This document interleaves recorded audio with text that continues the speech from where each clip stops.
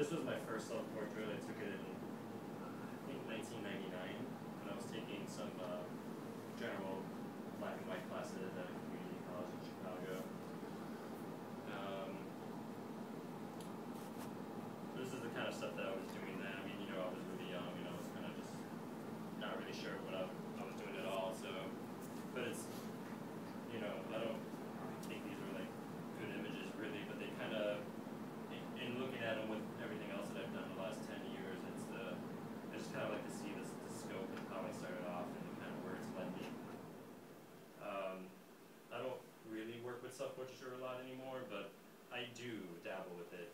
You know, every few months I feel like I do something, and as of right now I have a collection of 10 years worth of self-portraits that, you know, I never worked on particularly as one large project. They just all kind of accumulated over time, and it's kind of cool to see that shift, not only as how I matured as a person, but how I matured as an artist.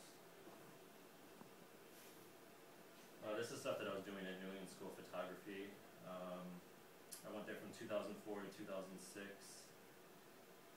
I was making these images that at the time I couldn't really talk about because I didn't really know what they were about. I didn't know what the theme was behind the series, and it just kind of something that I had to sit on for a few years after, and then look back, and then really just kind of see that it was just, you know, it was me becoming what, you know, growing into adulthood and just becoming a man and being comfortable in my own skin.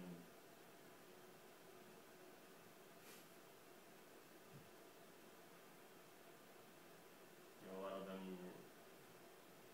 you know, the stuff that you may not be able to like see exactly, but a lot of them had to do with just like fears and lust and you know, wanting, and you know, a lot kind of do with sexuality, but just kind of hinting at it. I did these self-portraits of like motion that led to something else that I'll show you in a little while coming up. But it's kind of this idea of everything led to something else, you know, like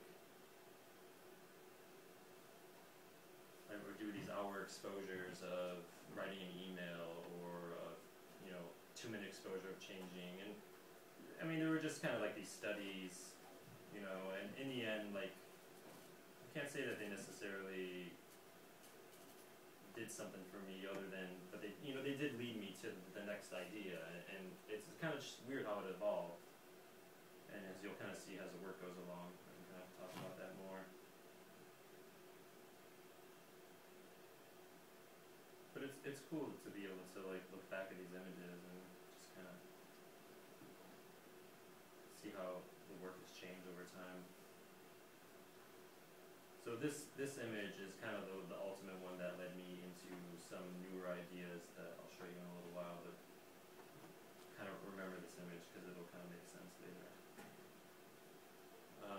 And then also while I was at NESUP, I was doing these night landscape photographs. All kind of like these industrial spaces, or urban landscape, kind of parking garages.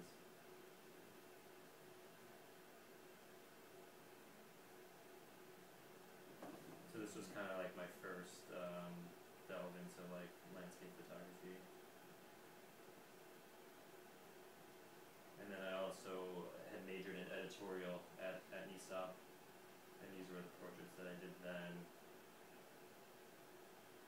They were all kind of just straightforward, kind of environmental portraits. I mean, they didn't really, at the time I really liked them, but looking back at them, it's kind of like, I don't know, it was just more like, at the time, figuring out how to light, and you know, it just became like these very straightforward pictures. But, you know, I would later use these ideas into another portrait project that I have coming up. And so this is the earlier darkroom work. I originally got this idea when I was in Chicago.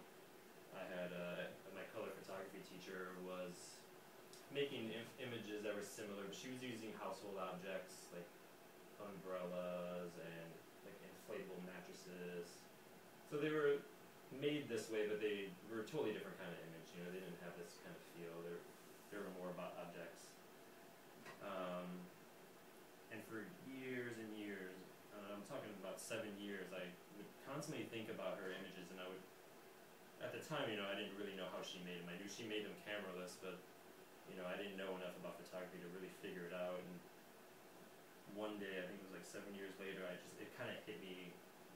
Like, I thought about photograms, and I thought about, like, oh my god, she contacted them back into positive. It just kind of all made sense one day, and it just gave me this whole idea of, you know, taking these objects into the darkroom and seeing what I could do with them. And that's kind of how this all started. Just stuck them in larger and just see what I got, and it kind of just took off into this nice little series. And what I like about this work is it's kind of on the borderline of fine art and commercial in a way. Like there is something that's very like, you know, it's Bed Bath and Beyond kind of, you know, housewives want to hang it in their kitchen, you know. But the approach is not that way at all. I mean, it's so much beyond that, obviously, but that may not translate to everyone who's looking at it who does want to put that in their kitchen, but that's totally fine because they want to buy it and hang it in the kitchen, and it's supporting my art, and that's great. I mean, this work has actually been, and it has kind of just like straightforward as this work is, and you know, and I am really into this work, but you know, this stuff kind of became like it was like on autopilot for a while. Like it just kind of was really easy to make these, but in the end, these have kind of become my best sellers in a way. Like these are like what our people are responding to because it's more accessible. It's a lot of the stuff that I make. You know, it's kind of for artists to look at. You know, it can't get beyond people that don't really have an appreciation for art. Whereas these are kind of open to anybody, really. I mean, some people, they don't even really care how they're made. They're just happy to have a strawberry on their wall. So that's fine. You know, like it's different for everyone.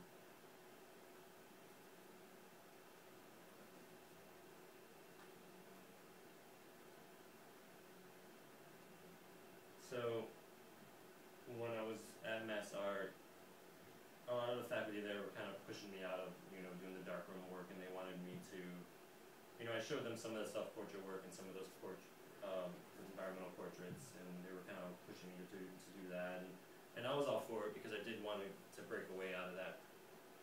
And portraiture has been the hardest kind of photography for me to make.